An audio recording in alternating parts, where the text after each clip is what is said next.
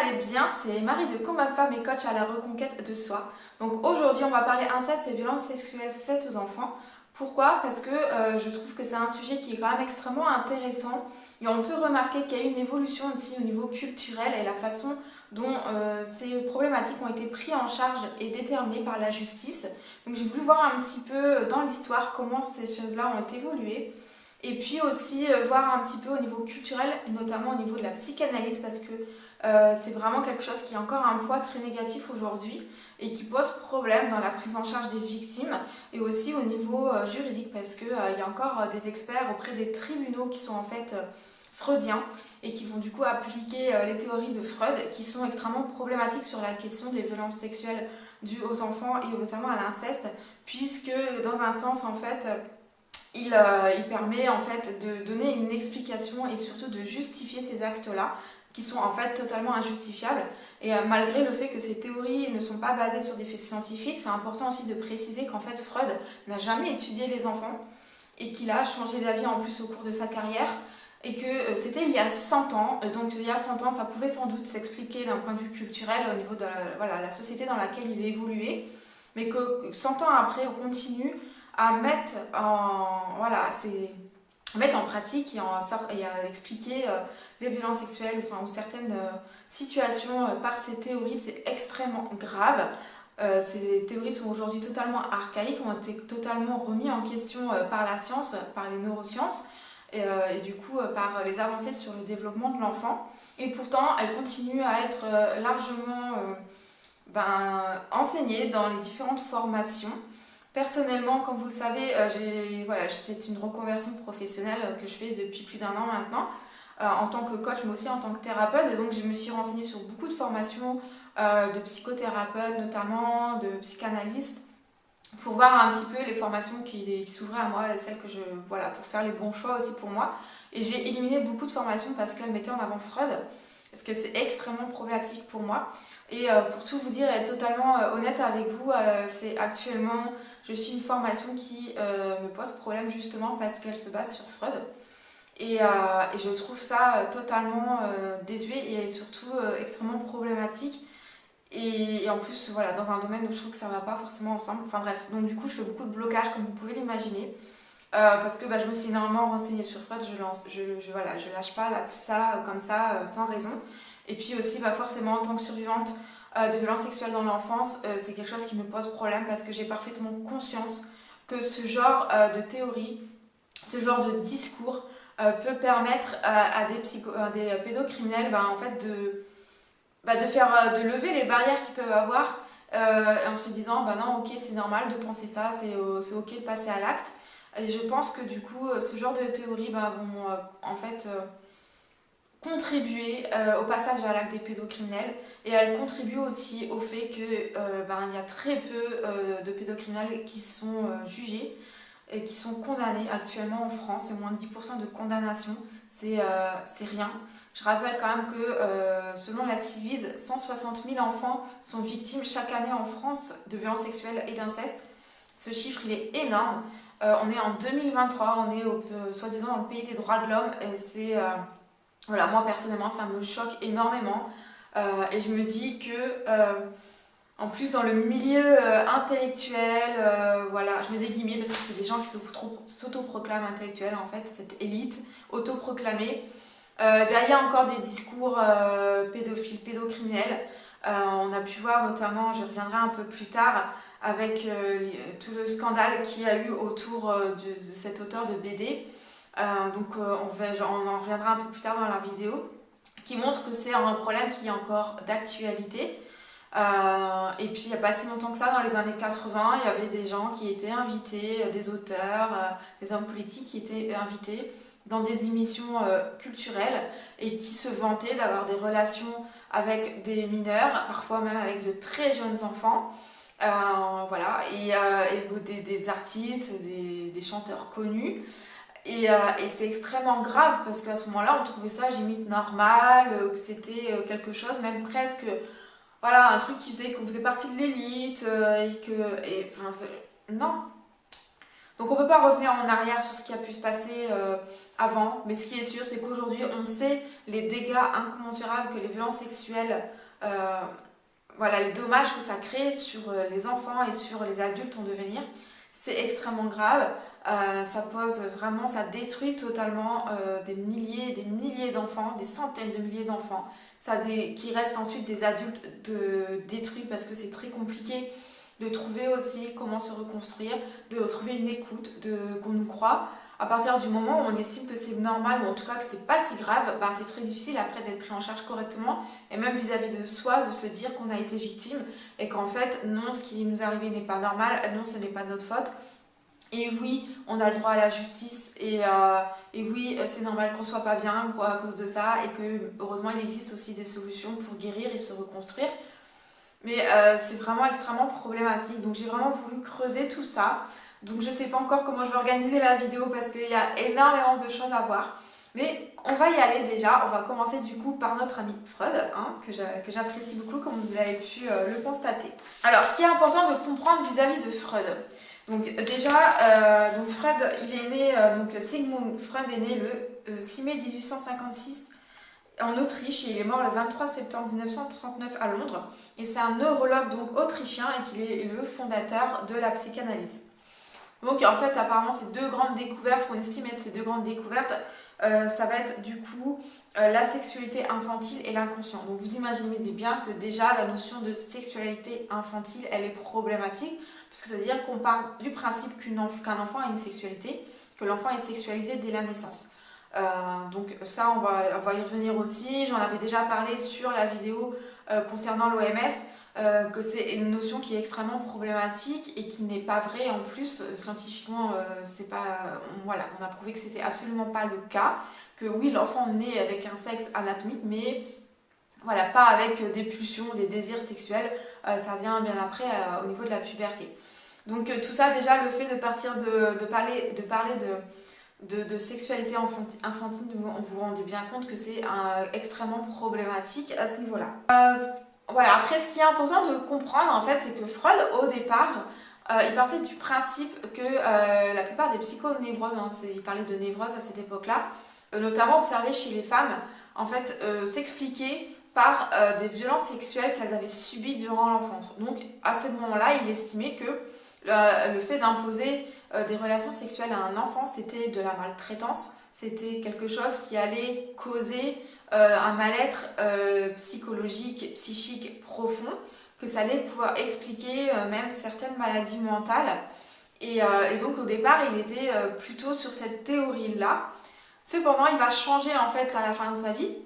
Il va complètement retourner cette théorie et il va du coup parler de ce fameux complexe d'Oedipe. Donc il va partir du principe en fait que les enfants vont avoir des pulsions sexuelles dès la naissance pour le parent du sexe opposé et que c'est quelque chose et que finalement ces pulsions sexuelles qui sont du coup réprimées parce que tabous dans la société, voilà, réprimées et qui ne sont évidemment pas acceptées, eh ben, elles vont être refoulées et c'est ces en fait, pulsions sexuelles refoulées qui vont causer la majorité des problèmes psychologiques ou psychiatriques. Donc voilà, on voit, on est passé vraiment d'un extrême à l'autre et c'est extrêmement problématique parce que du coup on va partir du principe dans la psychanalyse que les enfants en fait ou que les adultes qui vont voir un psychanalyste et qui vont parler d'inceste ou de violence sexuelle, ce sont en fait pas des choses qu'ils ont réellement vécues, mais en fait c'est l'inconscient qui a refoulé des pulsions, des désirs sexuels que eux avaient. Donc non seulement ça fait il faut en sorte que du coup on ne va pas croire la victime, on va remettre en question ce qu'elle dit et ce qu'elle ressent, mais en plus on va la culpabiliser puisque on va dire qu'en fait c'est elle qui avait des pulsions. C'est elle qui avait envie d'avoir des relations sexuelles avec son père par exemple et qu'elle était dans la séduction, c'est elle qui a séduit son père et qu'au final c'est pas quelque chose de très grave et que ça vient d'elle. Donc c'est extrêmement grave évidemment et ce sont des choses qui sont encore mis en pratique aujourd'hui par certains psychanalystes qui sont toujours freudiens et par certains experts auprès des tribunaux. J'ai déjà entendu justement des histoires de violences sexuelles sur des mineurs, sur des enfants. Moi je mets des guillemets, je suis désolée, mais pour moi, voilà, il faudrait vraiment revoir ces positions d'experts. qui va parler d'hystérie, donc ça c'est Freud aussi, et ça fait longtemps qu'on parle plus d'hystérie, et qui vont parler de tout ça, de la séduction, du fait que une très jeune fille peut être dans la séduction, peut avoir envie d'avoir des relations sexuelles avec un adulte, que c'est elle qui a séduit, que c'est elle qui a provoqué ça.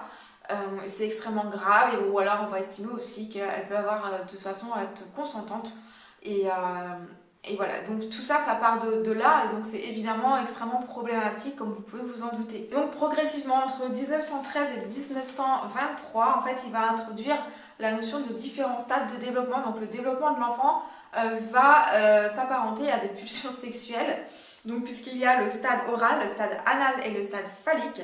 Et donc en fait, Freud propose ainsi d'expliquer l'évolution de l'enfant à travers des caractères pulsionnels d'ordre sexuel qui vont évoluer au travers de plusieurs stades psycho-affectifs pour aboutir ensuite à la sexualité génitale adulte.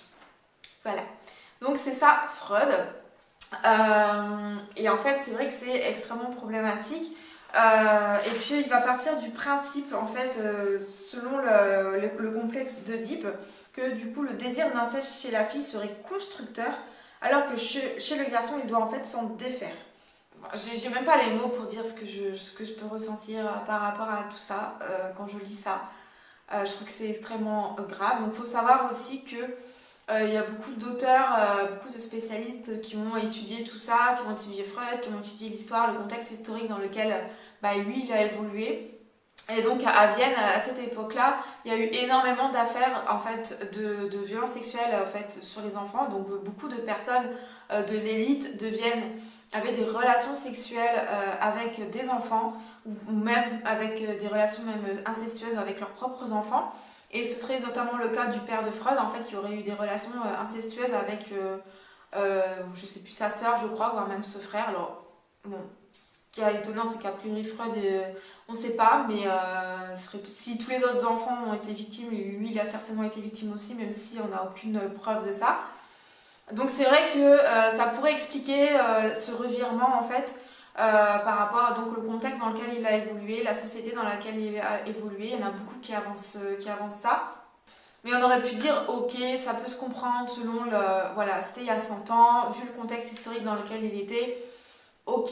Mais le problème, c'est que 100 ans après, ça continue à être appliqué et que ça a été vraiment encore beaucoup étudié. Il y a beaucoup de psychanalystes après lui qui ont continué en fait son travail à partir de ce principe du complexe d'Oedipe. Et sinon, pour rappel aussi, en fait, Oedipe, à la base, c'est la mythologie grecque. Et en fait, c'est une vision totalement revue et transformée de cette mythologie. Puisque ce qui s'est passé pour Oedipe, en fait, Oedipe, il n'était pas au courant que son père qui l'a tué, c'était son père biologique, il ne le savait pas. Sa mère, il ne savait pas que c'était sa mère. Donc en fait, voilà, c'est une interprétation complètement faussée du principe, de la mythologie grecque en fait. Suite à Freud, en fait, il y a Mélanie Klein qui a beaucoup repris ces théories et qui, elle, s'est spécialisée dans l'étude et l'analyse de très jeunes enfants. On parle d'enfants vraiment autour de 3 ans, donc vraiment des très jeunes enfants.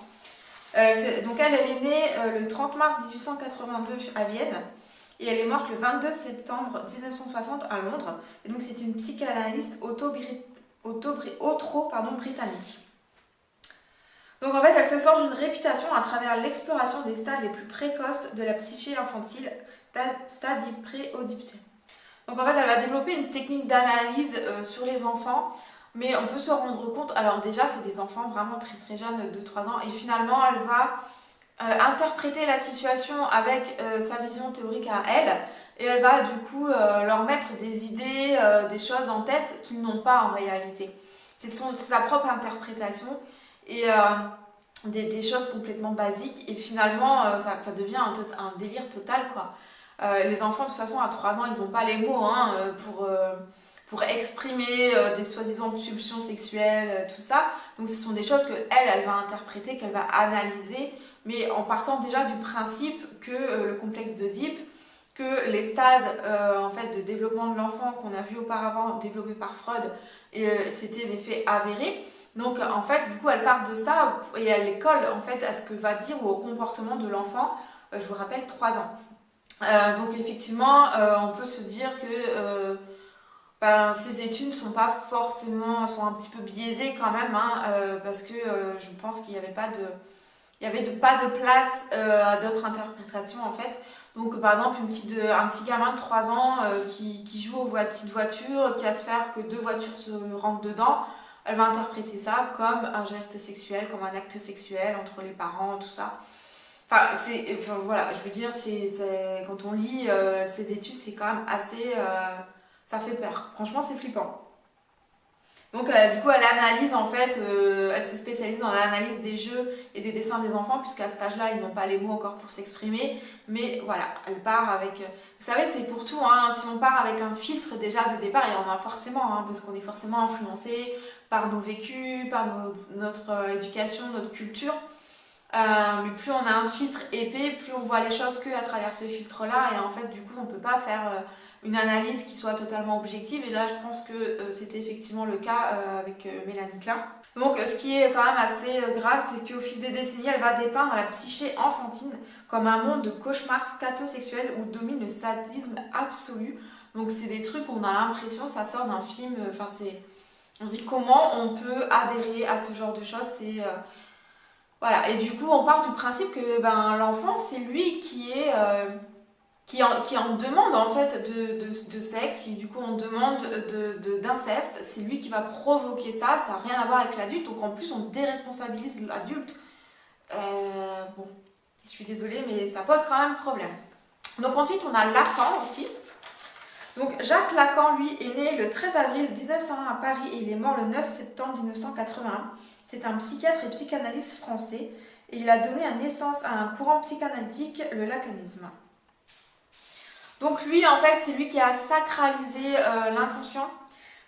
Donc il est reparti aussi, voilà, il est parti vraiment des théories de Freud aussi, hein, il était freudien. Je vais vous lire quelques citations de ce monsieur. Donc, le rapport sexuel, il n'y en a pas, mais cela ne va pas de soi. Il n'y en a pas sauf incestueux. C'est très exactement ça qu'a avancé Freud. Il n'y en a pas sauf incestueux ou meurtrier. Le mythe d'Oedipe désigne ceci, que la seule personne avec laquelle on ait envie de coucher, c'est sa mère, et pour le père, on le tue. Donc vous pouvez voir, voilà, encore une fois, on continue de... En fait, je sais pas, ces gens-là, ils ramènent tout au sexe. Et le sexe, c'est forcément problématique. Donc autant je comprends qu'à l'époque de Freud, où les gens étaient extrêmement frustrés d'un point de vue sexuel, parce qu'il y avait encore une grande importance de la morale de l'église, la morale catholique, qui faisait que le sexe c'était péché, que c'était que pour la reproduction et au sein du mariage. Donc forcément, on peut comprendre qu'ils avaient une idée du sexe qui était un peu biaisée aussi, qui pouvait être liée à leur propre frustration. Et ça peut peut-être expliquer certaines théories. Mais là, on est quand même un petit peu plus avancé dans le temps, puisque cet homme est décédé en début des années 80. Donc voilà, bref, je trouve que c'est... Vous me direz, hein, n'hésitez pas en commentaire de me dire ce que vous en pensez. Donc on va terminer cette étude au niveau de la psychanalyse avec Françoise Dolto. Donc Françoise Dolto, elle est née le 6 novembre 1908 et elle est morte le 25 août 1988.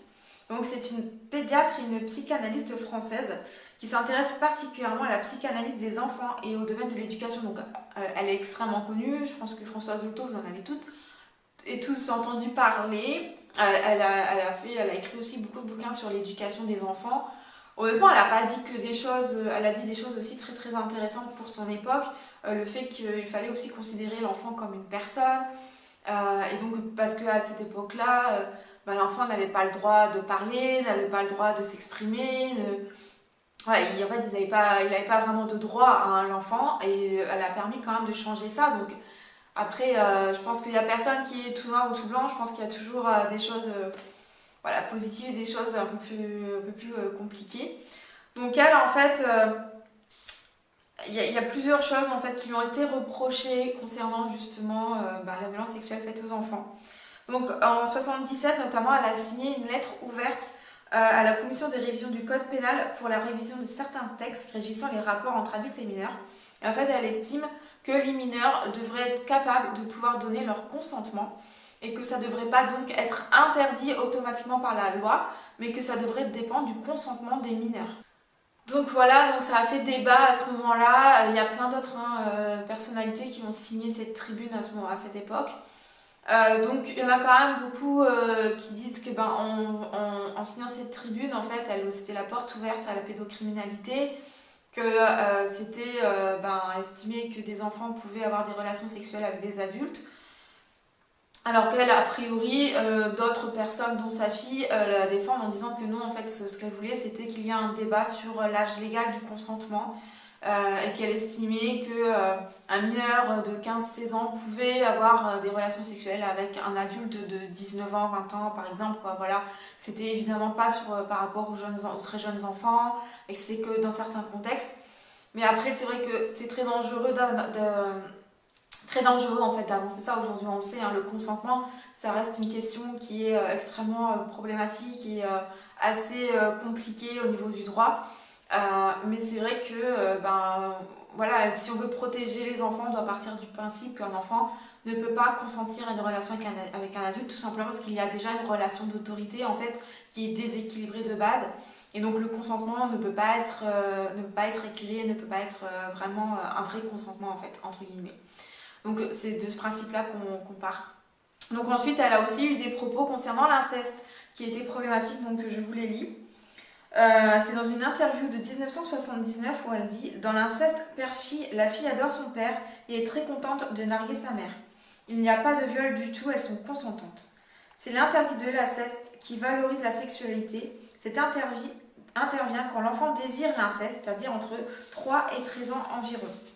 Quand tout se passe bien, la sexualité se déplace et ne se fixe plus sur le père ou sur la mère. Le fait qu'un enfant doit faire plaisir à ses parents est déjà une forme d'inceste. » Donc voilà ces propos qui, évidemment, quand on les lit, peuvent choquer et peuvent se dire « Non mais attends, non. » Parce que là, encore une fois, alors Dolto, elle était quand même d'accord avec cette théorie, ce complexe d'Oedipe développé par Freud. Donc déjà, pour moi, ça c'est extrêmement problématique.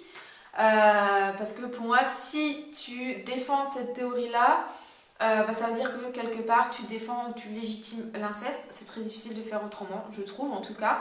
Alors que sa fille, encore une fois, a pris sa défense, hein, parce que ses propos sont ressortis récemment, en disant qu'en fait elle parlait de l'inconscient et qu'elle parlait absolument pas du conscient et qu'elle ne défendait en aucun cas l'inceste. Sauf que en fait ces propos sont peut-être qu'ils sont ressortis d'un contexte, mais encore une fois ils légitiment l'inceste en fait en disant que l'enfant dès 3 ans désire l'inceste, que donc si ça lui arrive c'est quelque chose que lui a voulu, que lui a provoqué. Donc cette idée là elle est extrêmement grave et extrêmement problématique pour les victimes en fait.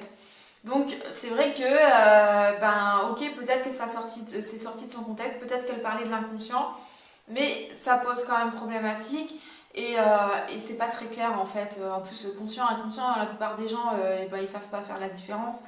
C'est quelque chose qui est extrêmement, voilà. Et puis, voilà, et même dire que l'enfant inconsciemment désire l'inceste, même là, ça reste problématique en fait. Parce que du coup, qu'est-ce qu'on en fait quand l'enfant est réellement victime? Qu'est-ce que ça veut dire?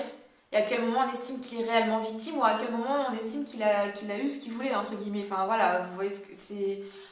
Je sais pas, mais moi c'est vrai que tout ça c'est problématique, donc j'ai vraiment voulu faire une vidéo là-dessus. Je referai une deuxième vidéo où là je vais parler vraiment de l'histoire de l'inceste et des violences sexuelles faites aux enfants dans l'histoire, au niveau juridique et au niveau culturel. Parce que ça sera trop long sinon. Mais déjà, c'était important pour moi de parler de la psychanalyse parce que comme je vous ai dit au début de la vidéo, dans une des formations que je suis actuellement, on analyse en fait les clients, patients, parce que là c'est du coaching, donc c'est des clients, par rapport à cette théorie de Freud, donc à ces phases de développement, ces stades de développement, donc le stade anal, le stade oral et le stade phallique, c'est ça. Et donc à partir du moment où on estime que ce que Freud dit est problématique et complètement dépassé aujourd'hui, pourquoi est-ce qu'on se base en fait sur sa théorie pour comprendre ce que la personne qui vient nous voir, pour essayer de comprendre l'origine de ses difficultés, de ses blocages, de ses problèmes.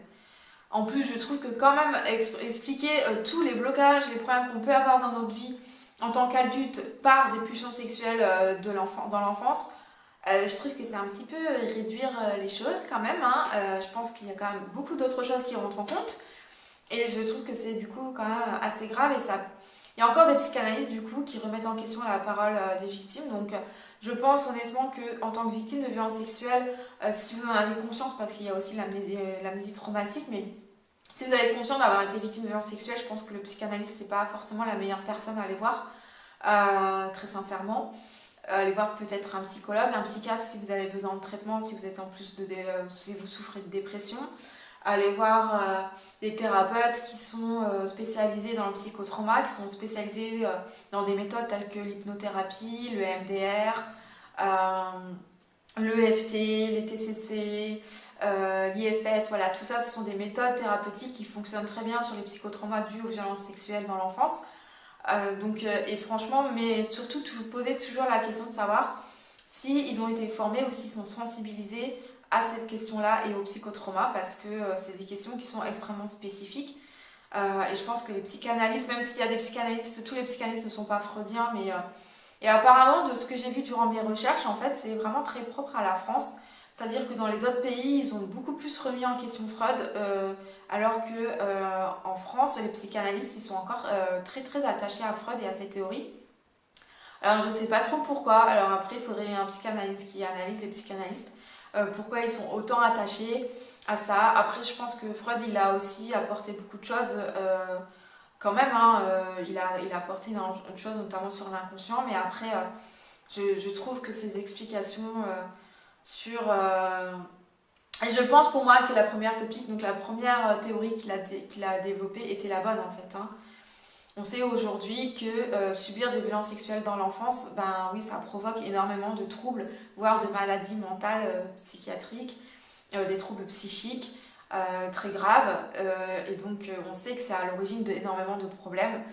Je pense que en fait sa première piste était sans doute la plus réaliste et la meilleure. Voilà. Mais il a changé d'avis après et allez savoir pourquoi. Les suivants ont continué à rester sur cette dernière idée. Donc voilà, j'espère que cette vidéo aura été instructive. N'hésitez pas voilà, si vous avez des questions, à me donner votre avis. Donc là, je vais donner mon avis personnel et plus des lectures, des choses voilà, que j'ai vues et qui sont des choses qui sont vraies. Enfin voilà, je veux dire, j'ai rien inventé. Donc voilà, je trouve que du coup c'est très problématique parce que ça a encore un poids extrêmement important, comme je vous ai dit, sur la prise en charge des victimes et notamment au niveau des experts auprès des tribunaux. Et je trouve ça extrêmement grave que ça soit pas plus remis en question d'un point de vue officiel. Et parce que ça fait beaucoup de mal aux victimes. Et voilà, et pour moi, faut arrêter quoi. Il est temps quand même de remettre en question tout ça, de réfléchir au... Parce que derrière, il y a des vraies personnes qui souffrent en réalité. Donc voilà, il faut penser à ça. Il faut penser aux victimes, il faut penser aux enfants. Et ouais, je pense que c'est indéfendable en fait comme position. Donc voilà, je vais vous laisser pour aujourd'hui. Donc il y aura une deuxième vidéo qui sortira la semaine prochaine où là je vais vraiment creuser plus sur l'histoire. Mais on va rester sur ça parce que sinon si je fais qu'une vidéo ça va être beaucoup trop long. Donc merci pour m'avoir écouté, j'attends vos commentaires. Merci de vous abonner à ma chaîne, c'est extrêmement important pour soutenir mon travail, pour me faire connaître au niveau des vidéos de sensibilisation, au niveau de mon travail aussi en tant que coach et thérapeute. Et puis surtout prenez soin de vous et je vous dis à très bientôt.